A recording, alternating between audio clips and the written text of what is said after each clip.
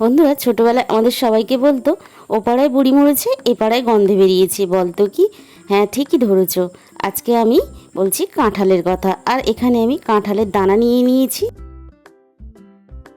Pressure কুকারের জলের মধ্যে আমি দিয়ে দিলাম কিছুটা লবণ আর দিয়ে দিলাম কাঁঠালের দানাগুলো।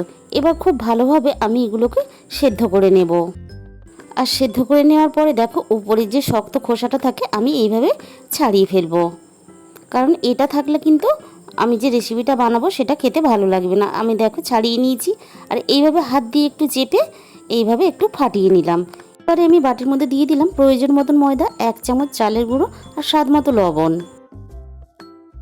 আর অল্প পরিমাণ কালো জিরে আর সামান্য পরিমাণ হলুদ গুঁড়ো আর সামান্য পরিমাণ ঝাল লঙ্কার গুঁড়ো।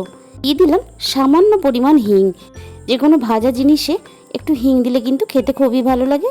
আর আমি এইভাবে সব কিছু একটু মিশিয়ে নিয়ে জল দিয়ে অল্প অল্প করে আমি এবার একটা ব্যাটার তৈরি করে নেব। এখানে ব্যাটারটা কিন্তু খুব বেশি পাতলা হবে না।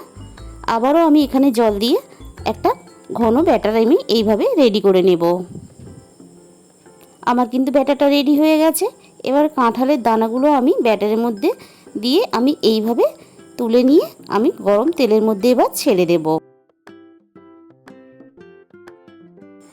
আমি তেলের মধ্যে দেখো একটা একটা করে এইভাবে ছেড়ে দিচ্ছি।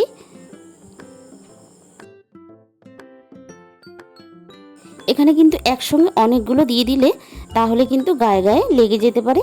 আর আমি দেখো এইভাবে উল্টে পাল্টে একটা একটা করে ভেজে নেব।